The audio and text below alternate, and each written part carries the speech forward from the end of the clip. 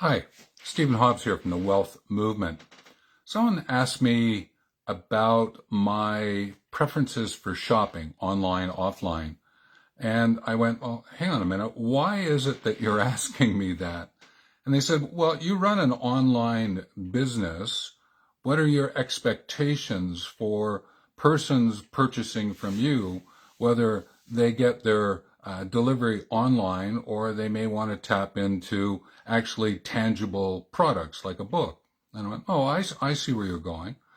And I thought, okay, and I took a day to sort of think through what my response would be, and sort of just checked my purchasing techniques and see where it is that things are happening. And I realized that there are certain aspects of my life where I will shop online if I'm looking for an online course or I'm looking for a book, and I would use a service, something like Amazon, where I can actually get it tangibly delivered to me. And I said, yeah, that's how I would go from that perspective.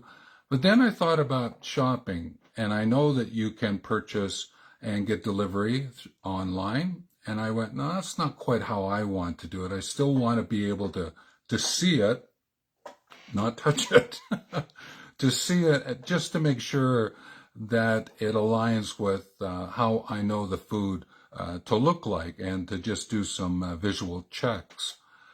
But the most important piece that I shop in person for is clothing.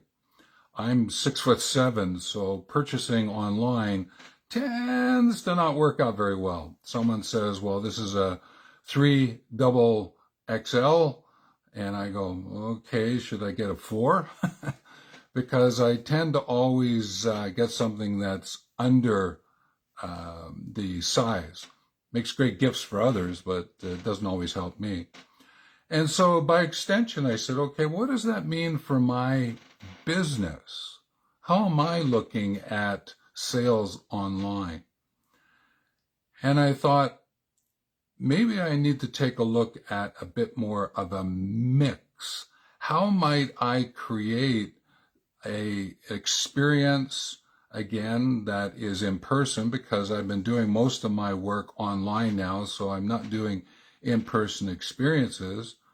Would that be a recommendation now? And I sort of went through that thought line. I'll share with you what I came up with. But also really thinking through, how best can I support online purchases to give a person an opportunity to better understand what they are purchasing. So that comes back to the marketing and the direct response marketing system that I would use.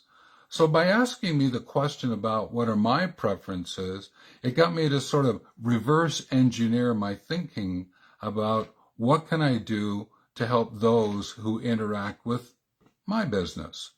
And that was a great question to ask, because it got me rethinking, do I do something in person where you're actually in the same room together, having a conversation there, rather than something like a Zoom or a Google meeting or another technology like that? And I may, because I said that I would not go in person or on stage again, I've done that for many years.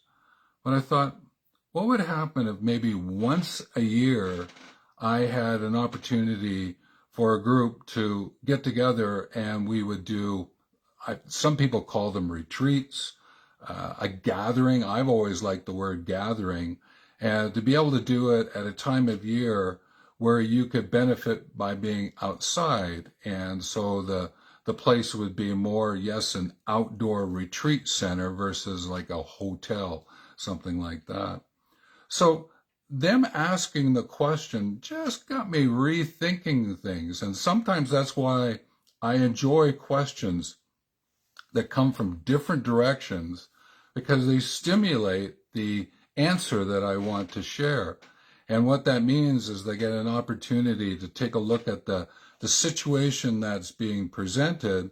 What is it that I can learn and know, so that when I go to make my decision about what I'm going to share, it's more informed, and I can then explain it, describe what it is that I'm going to be presenting to someone. So in that sharing, there is a deeper reflection. And that just opens up when anyone asks these type of questions. So I always appreciate it. And I got that one out of the comments section. And I thought, well, this is kind of an interesting one. And that's why I thought I would share this response. So I guess in summary, most of my purchases are in person because food and clothing, whereas I might pull in courses and books from online. In my own delivery, I'm rethinking now, do I add a in-person so that people can sort of get a different feeling for what it is that I'm offering versus a technology-assisted presentation. So thank you to that person for sharing that question. I'm hoping that gives you a bit of something to think about. And if you are listening in and you have an online business, what might that do for you? If you're thinking about creating an online business, maybe this response and this presentation might give you something to think about as well. So this one's a bit of a shorter response today because I think I got it to a point where I've given the best that I can give to you at this point in time. If anything else new comes up, I will make sure to share that with you, even if it's in the comment section that you find around this video. So with that, as always, take care.